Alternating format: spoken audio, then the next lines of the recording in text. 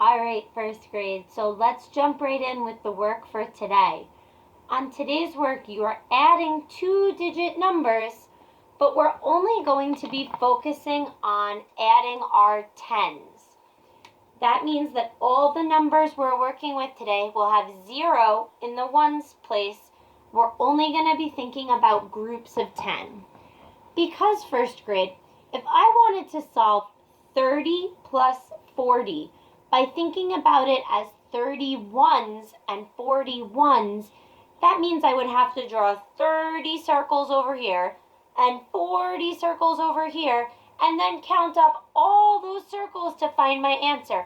That would take too long, first grade. So instead of thinking about them as ones, I want to think about them as groups of 10. So I know that 30 is 3 tens and 0 ones. So I'm going to draw 30 as 3 groups of 10. 1, 2, 3. There's my 3 groups of 10. Same thing with 40. I'm going to look at the tens place, 4 tens and 0 ones in the number 40.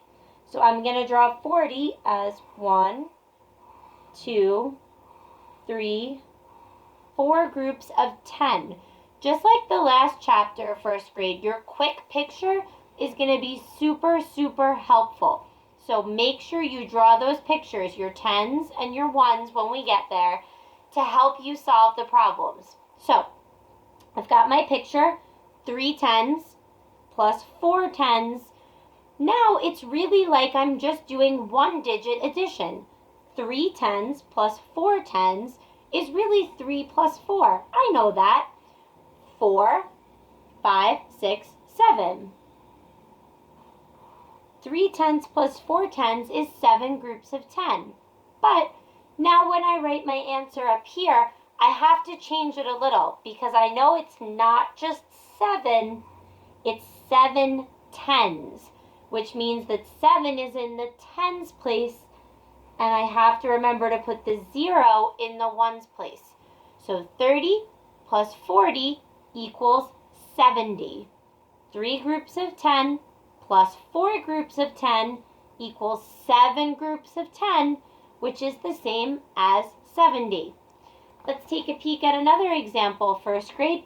If I wanted to add 40 plus 20, again, I don't want to think about it in terms of 41s and 21s, because all the time it would take me to draw 40 circles and then 20 more circles. We have a faster way to do it. That's why we think about groups of 10. 40 is 4 groups of 10, and 20 is 2 groups of 10. So I'll draw my 4 groups of 10. 3, 4. There's 4 groups of 10 for 40. For 20, I need 2 groups of 10. Now, I need to count my tens. Again, you could think about this as 4 tens plus 2 more tens. 4 plus 2 more equals 6, which gives me 6 tens. Or you could count them up by 10. 4 tens is 40, 10, 20, 30, 40, and then keep counting on 2 more groups of 10. 50, 60. 60 is the same as 6 groups of 10. Remember, if I count up my tens and I get 6 tens, my answer is not 6 by itself, because 6 by itself is 6 ones. We have to remember to put that 0 back in the ones place. 40 plus 20 equals 60, because 4 groups of 10 plus 2 more groups of 10 equals 6 groups of 10, which is the same as 60. Now, I want to show you another example, first grade, on the very last page that you're going to be working on today. The book writers try to be a little bit tricky, and they show you this big spider web looking thing. But really, all they're asking you to do is exactly what we just did over here. You're just adding groups of 10. But they put it in a spider web to make it look a little bit scary. So let me show you what you have to do. In the middle of the spider web, you'll see that it says sum 90. And we know that the sum is the answer. So the answer to all of the problems in the spider web is going to be 90. And you want to think about each part of the spider web as its own little slice. So they want you to look at just these numbers going into the middle. Another way to write this would be 70 plus something, I don't know what, I have to find that number, equals 90. So each piece of the spider web is its own addition sentence. 70 plus what equals 90?